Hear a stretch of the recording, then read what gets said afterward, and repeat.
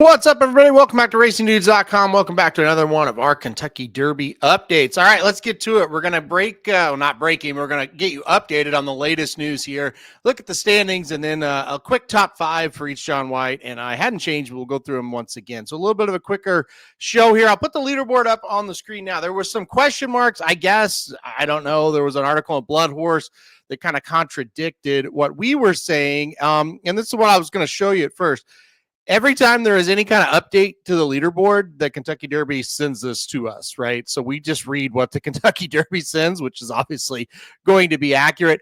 I guess there was an article of Blood Horse saying the top 18-point earners are in the gate for the Americans. It says right here clearly, top 17 has for 6 months as they sent us those. I guess there was another article saying only one invite from Europe gets in right here. 2 invites and then 1 from Japan. So just wanted to clear that up as we go so those comments would stop. All right. Now I'll zoom in and we'll get to the points here. So this is the current top 20. This is the last update they've given us. So anytime they send an update, they'll send it via email if there's news. So here's what's going on now. Of course, the top 6: Burnham Square, Sandman, Journalism, Rodriguez, Tistastic, Tapan Street, Sovereignty there at 7. Now, when you see on this list that they send out a horse's name in italics there, that means they are possible. That does not mean that they've totally committed. And so obviously, like, injuries could happen and these horses fall off. But this, when you see the italics, those are connections that have not 100% committed. So Final Gambit is one of those. So that could be important. So Final Gambit right there at 8. Coal Battle, Chunk of Gold, Citizen Bull. Of course, Orn Almighty officially out. East Avenue sits at 12. I thought this was interesting. Italics with Publisher there at 13. I think kind of everybody thought all systems go for Publisher. Now, that doesn't mean he's not going to run. It just means they haven't fully committed yet. So he's still ranked, obviously, and has a spot if he wants. American Promise at 14. River Thames at 15 with Italics. And I think that one, when you look at this horse, I think a mile is probably going to be better. A race like the Pat Day Mile might be what they're looking at there. I don't know. I don't know what they're going to do. They may run there, but I think that's one that you could see maybe pull out of the race. 16 Flying Mohawk, 17 Grande. So there's the top 17 as far as the United States go. However, one of the European automatic qualifiers, he's out of the race as well, Heart of Honor. So it looks like now Luxor Cafe will be the Japan representative, and Admire Daytona will be the Euro representatives that they're not going to send to. It looks like they're just going to send one. So that lets number 20, Matticat Road, into the field. So Matticat Road is now your number 20. He is into the field. Now, more italics here. Built at 21. We've kind of heard some rumors. Well, I mean, they're not even rumors. They were out in publications now, have said they're 50-50 on it. So, but he officially sits at 21. Neoquist 22, Rendered Judgment 23, and now Baeza sits at 24. Now, let's think about this, though. I mean, in my opinion, I would think Final Gambit's going to run, but I don't have anything firm on that. I would think Publisher's going to run unless there's some kind of injury or something. I could see River Thames being out for sure, and I could see Built being out for sure. If that happens, all of a sudden Neoquist is in the field. Render Judgment would sit at 21 and Baeza would sit at 22. So, I mean, we've got some interesting situations here. And of course, if all those horses in italics don't run, then all of a sudden you're looking at Baeza and Render Judgment in the field and you've got your 20 as of now. So I thought a very interesting update, from Churchill Downs talking about, these horses in italics and will they run or will they not? That's something we'll monitor over the next 2 or 3 weeks, obviously, before we get to the big race. So that's kind of the update, the breaking, not really breaking news, but just news that has been given to us by Churchill Downs. We'll kind of just monitor and see what happens. I think when you look at some of these that are also eligibles as of now, and I shouldn't phrase them as also eligibles. They're basically horses that are just on the outside looking in as of right now. Neoquist, a Florida bred, I mean, that would be, I'm sure they would be super pumped to be there. So I think if he gets in, he's certainly running.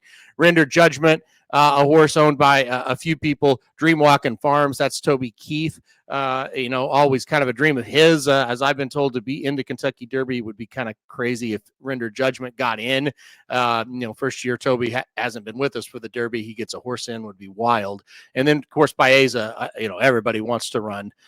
It wants him to run, I feel like, after his second in the San Diego Derby. So I do think, once you get past Built, who's 50-50, if these three, Neoquist, Render Judgment, or Baeza, can get in, I mean, they're going to run unless, obviously the injury happens or something like that. So that's kind of the update. That's kind of what we're looking at. I still think it's probably the winner is going to come from some of these top horses, but still it would be nice to see some of those that really want to get in and may make an impact in the race get in. So that's kind of your update there on the point system.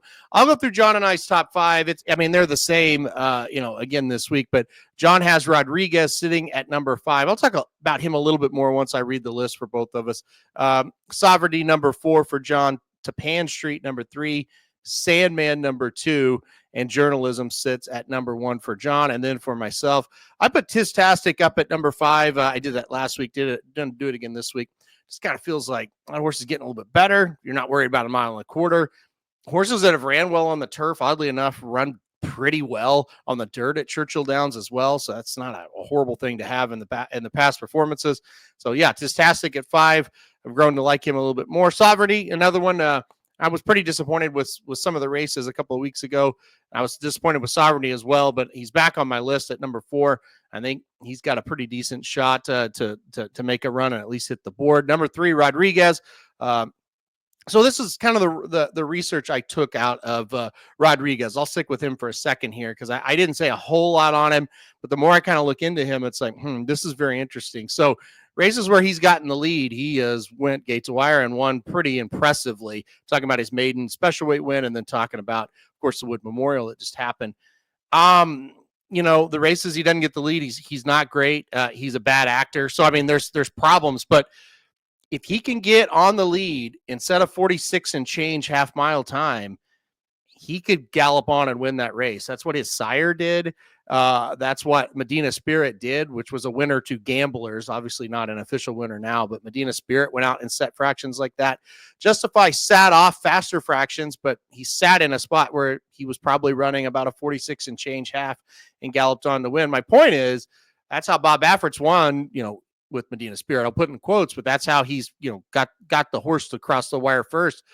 His last 3 Derby winners, that's what they've done. Rodriguez, my whole point to circle it back to Rodriguez is he's shown multiple times now that he's capable of doing that. Now, will he freak out with the crowd? Very possible. Will he not really do what he's supposed to do because he's overwhelmed? Very possible. What I'm saying is, I do see a world where he could put up 46 and change to the half mile and he's a length ahead of everybody else. And at that point, people that have got horses bet behind him are going to be a little bit nervous. The other reason I think he might be by himself if he runs a 46 and change half mile, I don't fully trust East Avenue. Yes, he did get out to the front and did, what they wanted him to do, in the Bluegrass, but his 2 races before that, he was not fast enough to get the lead in the Risen Star, and then he stumbled, of course, badly at the Breeders' Cup. So he's not like ultra reliable, but honestly, neither is Rodriguez either, which kind of muddles that pace picture quite a bit when you really look at it. Because the other horses in the race, I don't think are quite as fast as Rodriguez and East Avenue.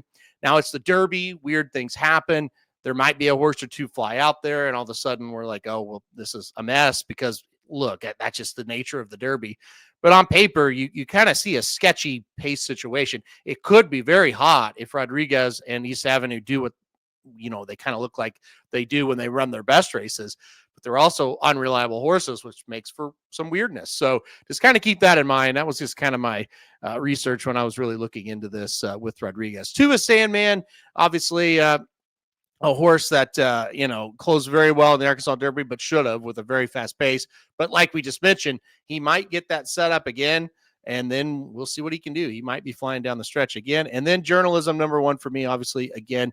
And, I expect, unless I don't want to put this into the world here, but unless he gets injured or something, he's probably going to be my number 1 horse all the way to Derby Day, which means since doing this in December, I'm sorry, November, starting this in November after the Breeders' Cup, all the way to what I expect to be Kentucky Derby Day, or the Kentucky Derby week, the last update I do.